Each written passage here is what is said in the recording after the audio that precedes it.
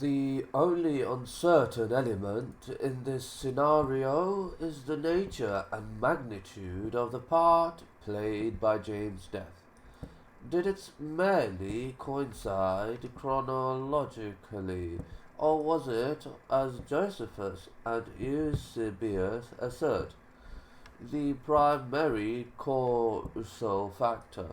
The truth almost certainly lies somewhere in between. The revolt stemmed from enough contributing factors for the historian not to have had to fall back on James D. Tooth as a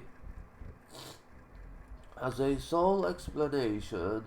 On the other hand, the evidence unquestionably indicates that James' death was not just a marginal incident. It would seem to have had at least something to do with the course of public events. In any case, James, as a result of Eisenman's analysis,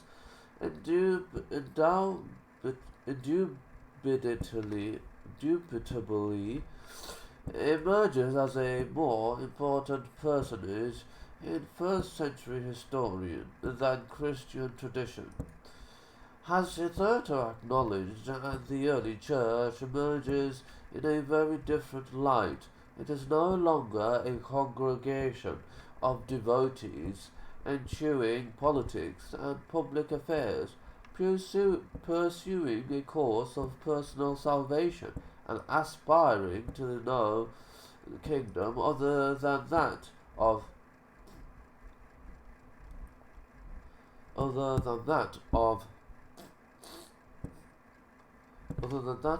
heaven.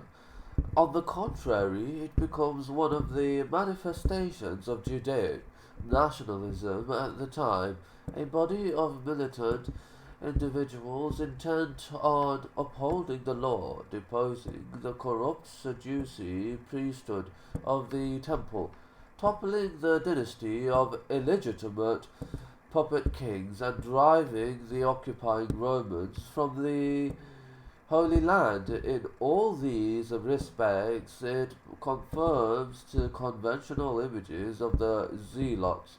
But what has all this to do with Qumran and the Dead Sea Scrolls? From the Acts of the Apostles, from Josephus, and from early Christian historians, there emerges a coherent, if still incomplete, portrait of James, the Lord's brother. He appears as an exemplar of righteousness, so much so that the just or the righteous is appended as a sobriquet to his name. He is the acknowledged leader of a sectarian religious community whose members are zealous for the law. He must con-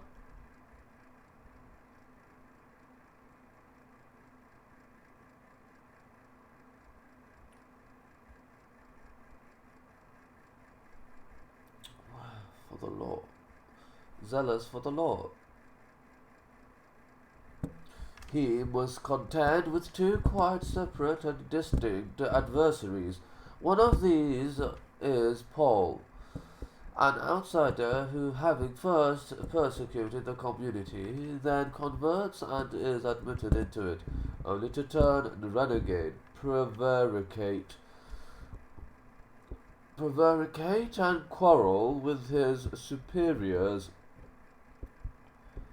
hijack the image of Jesus, and begin preaching his own doctrine, a doctrine which draws on that of the community but distorts it. James' second adversary is from outside the community, the high priest Ananus, head of the Sadducee priesthood. Ananus is a notoriously corrupt and widely hated man. He has also betrayed both the God and the people of Israel by collaborating with the Roman administration. administration and their Herodian puppet kings. James publicly challenges Ananus and eventually meets his death at the hands of Ananus' minions, but Ananus will shortly be assassinated in turn. All of this takes place against a backdrop of increasing social and political unrest and the impending invasion of a foreign army.